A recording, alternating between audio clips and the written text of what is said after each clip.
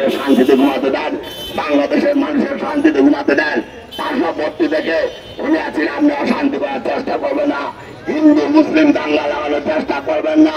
আপনি যেটা চাচ্ছেন সেটা বাংলাদেশে আর হবে না, কারণ বাংলাদেশের 20 কোটি মানুষ আপনাকে পলায়ন করার জন্য বাধ্য করেছে। আপনি একজন পলায়ন নেত্রী, পরাজিত নেত্রী, আপনার জনগণের ভোটে কখনো নির্বাচিত হতে পারে নাই।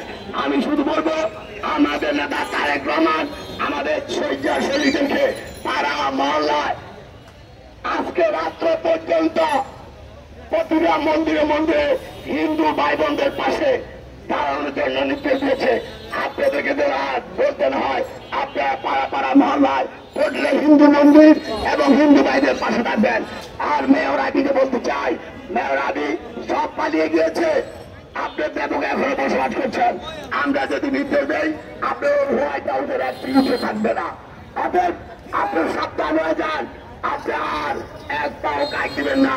আপনি বিএনপি অফিস দখল করেছেন, কোটি কোটি টাকা আত্মসাৎ করেছেন, নামে অনেক দুর্নীতি করেছেন। আমরা চাই না কোন সন্ত্রাসী আগামী বাংলাদেশে একটি সুষ্ঠু জাতীয় নির্বাচন না হওয়া পর্যন্ত কোন খুনি সন্ত্রাসী টাকা চোর বাংলাদেশে অবস্থান করুক। আমরা আমাদের নেতা তারেক রহমান নেতৃত্বে আমরা রাজপথে ছিলাম, আছি, উনি উত্তর দেয় না পর্যন্ত আমরা বাংলাদেশে কোনো রাজপথ ছাড়বো না, না আমাদের রাজপথ ছাড়বো না। শুধু সাংবাদিক বলতে চাই, দীর্ঘ 17 বছর আপনারা অনেক সত্য মিথ্যা তুলে ধরেছেন। আমরা আপনাদেরকে যে হাতে বলতে চাই, আপনি খুনি শামীম ওসমান, খুনি সেলিম ওসমান, খুনি আজমল ওসমান, খুনি আয়ুল ওসমান এবং আইন এবং তাদের তারা যে দুর্নীতি করছে, অবৈধ জ্ঞানী দেখেছে এবং ট্রাইবেল ক্লাবের অস্ত্র লুট করে ছাত্রদেরকে হত্যা করার জন্য লেলিয়ে দিয়েছে। আমরা সেই অস্ত্র চাই, সেই খুনি শামীম ওসমানের বিচার চাই, খুনি সেলিম ওসমানের বিচার চাই, খুনি আজমল ওসমানের বিচার চাই, খুনি আয়ুল ওসমানের বিচার চাই।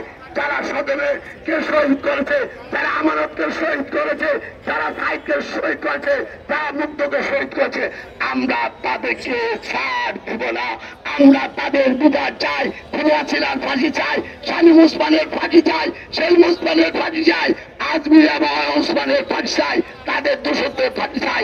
নারায়ণগঞ্জের একটি শান্তি নারায়ণগঞ্জ গড়ে তোলার জন্য, তারেক রহমানের নেতৃত্বে একটি শান্তিময় বাংলাদেশ গড়ে তোলার জন্য আমরা সাংবাদিক ভাইদেরকে, ব্যবসায়ী ভাইদেরকে, প্রশাসন ভাইদের সহযোগিতা চাই, আপামর জনতার সহযোগিতা চাই।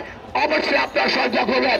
আর আমাদের বিএনপির নাম ভাঙে কেউ যদি কোনো চাঁদাবাজি, দখলবাজি, কোন অপকর্ম করে, আমার মহানগর বিএনপি আহ্বায়ক অ্যাডভোকেট সাকাত হোসেন খান, আমি মহানগর বিএনপির সদস্য অ্যাডভোকেট আবু আলী ইউসুফ খান টিপুল নম্বরে আপনারা ফোন করবেন। অবশ্যই আমরা আপনাদের পাশে থাকবো। আর হাইব্রিড নেতা যদি কোনো অন্য অত্যাচার নির্যাতন করে বিএনপির ভাব প্রতিরোধ করতে চায়, তাদের ঘুষে বলতে চাই, আর এক পাও আগাবেন না। আমরা তারেক রহমানের নির্দেশে যারা অপকর্ম করবে তাদের বিরুদ্ধে সাংগঠনিক ব্যবস্থা গ্রহণ করবে। অবশেষে নারায়ণগঞ্জবাসী সর্বাত্মক সহযোগিতা, সাংবাদিকদের সহযোগিতা, প্রশাসনের সহযোগিতা, ব্যবসায়ীদের সহযোগিতা আছে। আমি আমার বক্তব্য শেষ করছি। খোদাফেজ। বাংলাদেশ জিন্দাবাদ, শহীদ চন্দ্র, বেগম খালেদা জিন্দাবাদ, তারেক রহমান জিন্দাবাদ, বাংলাদেশ জাতীয় দল নারায়ণগঞ্জ মহানগর শাখা জিন্দাবাদ। আসসালামু আলাইকুম।